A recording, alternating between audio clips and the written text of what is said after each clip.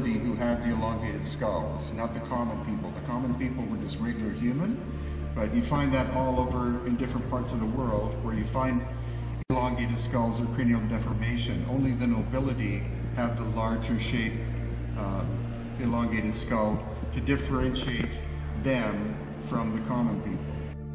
We're at the Paracas History Museum of Senior Juan Navarro in Paracas on the coast of Peru. And this is where we find this fascinating ancient culture that existed between 1000 BC and died out about the time of Christ.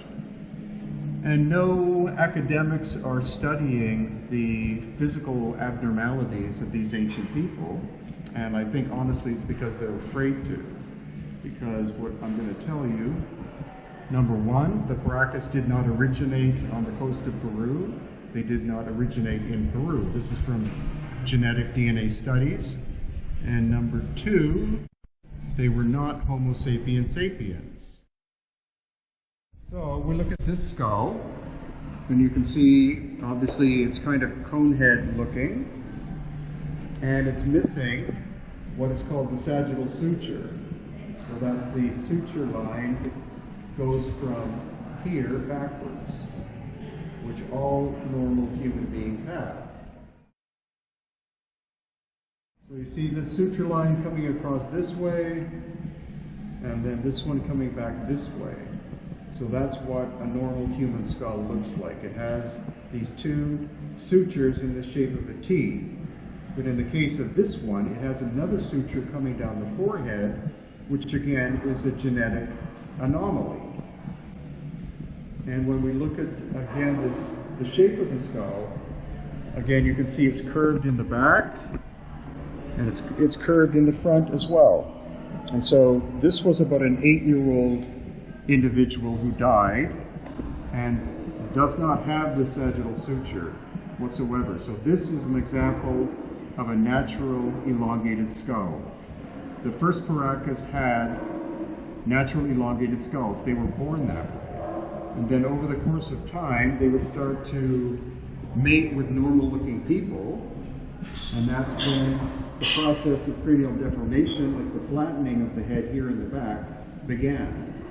So you had natural to begin with, and then as these people began to breed with normal people, then the skull began to shrink in size and it started to look normal. And so that's why the cranial deformation process began, to bind the skull of a baby, to change the shape, and by 3 years, the bone was completely set, and that would be the shape of the skull until the people died. And then at the latter end of the Paracas culture, you have actually this shape right here. So you have flattening in the back of the skull, flattening of the forehead. So this would be at the very end of the Paracas time period. And what we're starting to learn now too is that the famous Nazca culture were people who moved in from the north, just the north of here, moved in and then took over this culture and caused genocide to the nobility. And it was only the nobility who had the elongated skulls, not the common people. The common people were just regular human, but you find that all over in different parts of the world where you find elongated skulls or cranial deformation. Only the nobility have the larger shape elongated skull to differentiate them from the common people. All Native American people of this area whose ancestors crossed the Bering Land Bridge, and standard academia says that was basically all Native American people, were of haplogroups on the mother's side, A, B, C, or D. That's it. But in the case of this baby that died at about 18 months old, 2,000 years ago, its maternal DNA is U2E1. And the most common place you find that is in Crimea, which is in the Black Sea.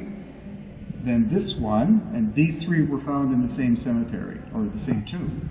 So this one was U2E, which again is not Native American. It's also from Crimea.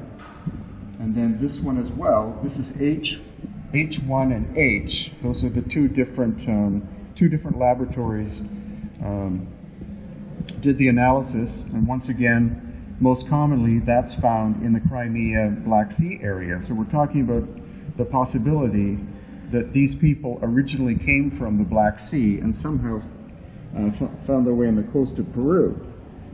And then later on what happened, when you get into the ones that are obviously cranially deformed, you see these two at the Ica Museum, which are cranially deformed skulls.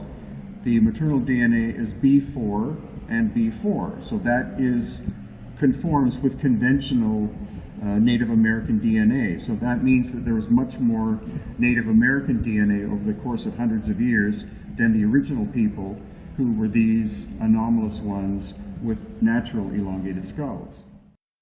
All Native American people of Native American ancestry from at least Mexico down to the southern tip of South America, 100% blood type O. A study was done of 14 different blood samples from the Paracas time period, and in the case of this study, 28.5% blood type A, 7.1% blood type B, 21.4% AB, and only 43% blood type O. So that again means a very complex genetic makeup of more than 50% non-Native American DNA, and we're talking 3,000 years ago. So this is much more than, it's about 1,500 years before the arrival of the Spanish on the coast of Peru, who were supposed to be the first non-Native American people in Peru. Also brain surgery. They performed brain surgery between 2,000 and 3,000 years ago, and more than 50% of the surgeries, as shown here, were successful. So how is that possible? How would you have that ability to perform brain surgery with such a high success rate? Is another one of the anomalies of these ancient people. You see how this one on the right is almost perfectly preserved, mummified? And again, look at the hair. The hair is red, it's naturally red. When that person was alive, they had red hair. That is not a Native American characteristic. So that genetically shows non-Native American aspects to that person. Also the foramen magnum. So you see the foramen magnum, that's where that top of that plastic is inserted into the skull. The foramen magnum is where your vertebral column enters your skull, and it's a full 1 inch back from where it should be. So that is a genetic, again, another genetic characteristic, and that by itself, according to doctors and chiropractors who have looked at them, say that by itself shows that these were not Homo sapiens sapiens. They have to, at a minimum, be a subspecies. So possibly Homo sapiens paracas is who these people were. Close enough to us to be able to breed, but not the same species. So what you're looking at is a normal human baby that probably died between 1 year and 15 months old, because we can tell because the fontanelle, which is that hole you see, it hasn't fully closed. Now in comparison, go down to the skull that's below that.